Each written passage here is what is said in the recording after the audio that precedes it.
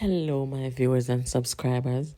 Welcome to another episode of Jamaica Politics Uncovered. Guys, this is a part 2 of the follow-up of a video I did yesterday regarding the attack on Mr. Michael Archer, who owns the Archer's Funeral Home and Supplies with his wife. You may have seen a video that I posted about the allegations being made by Miss Little Bit of Blood, who is involved in spreading propaganda for Mark Golding and lies for Mark Golding, Peter Bunting, and those guys.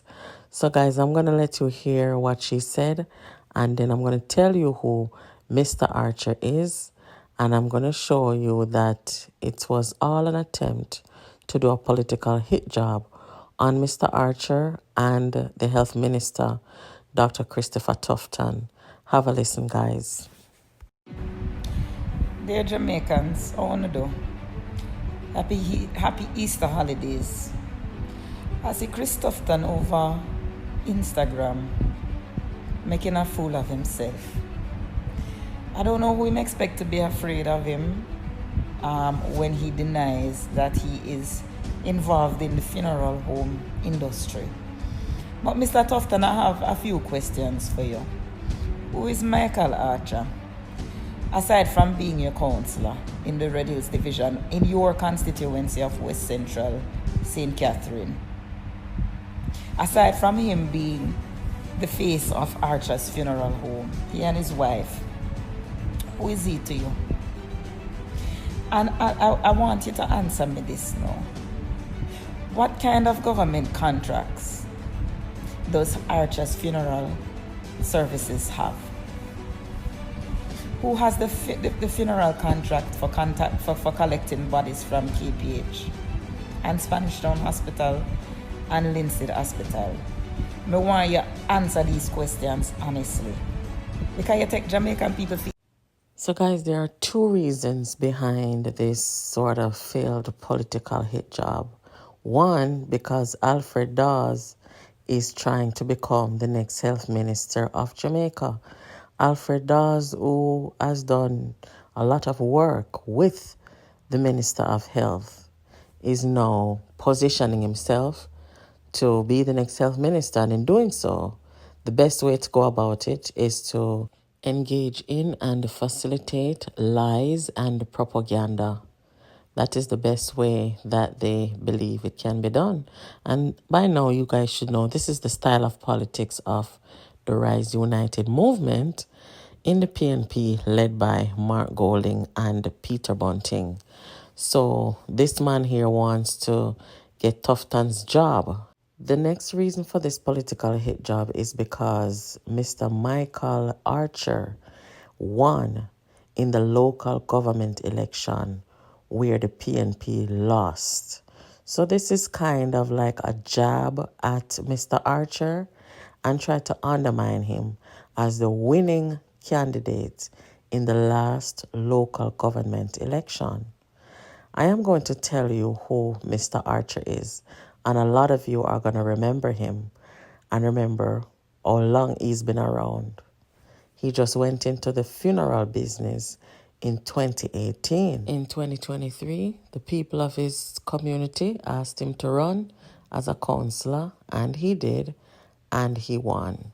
But look at who Mr. Archer is. You all will remember this. Do you guys remember about 12 or so years ago, Jamaica saw its first airplane drive on land, guys? This is the man, Mr. Archer, who put the airplane on the ground and have it a drive in Jamaica. Guys, I'm sorry for laughing. But it was a very innovative thing to see in Jamaica. And this man said, he told CVM TV at the time that he had this dream that he was flying an airplane, but it was low to the ground. You know, it wasn't up at high altitude.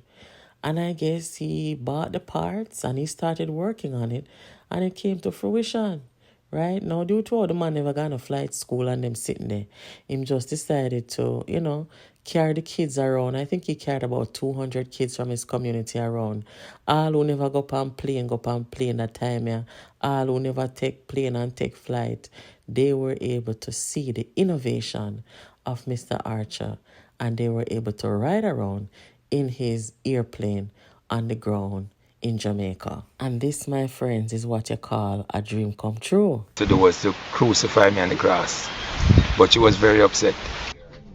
If that was not enough, then the process of making the ground plane would cause more people to poke fun at Mr. Archer.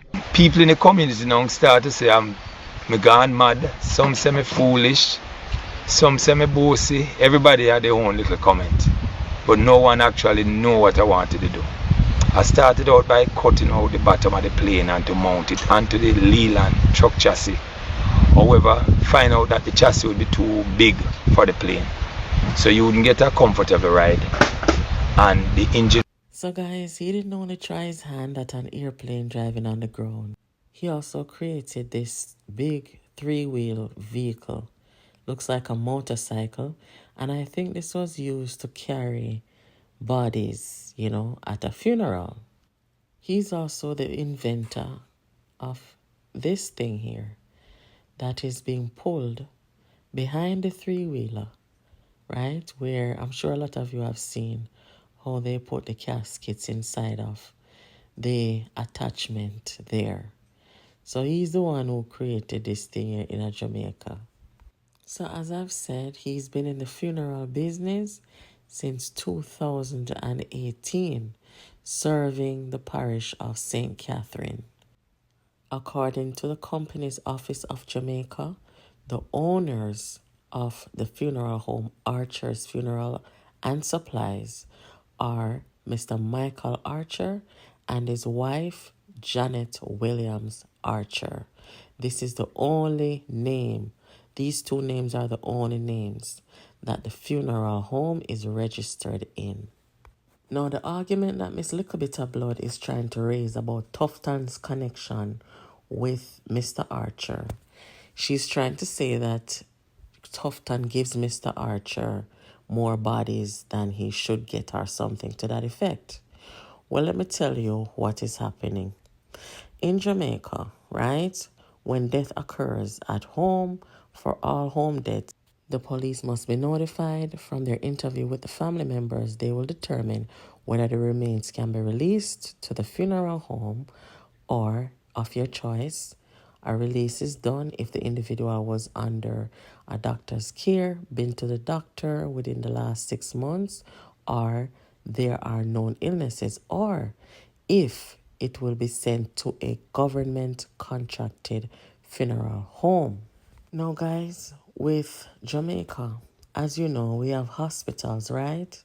And when people die in hospital facilities and other government-run medical facilities, obviously you have to have a funeral home come and take the body.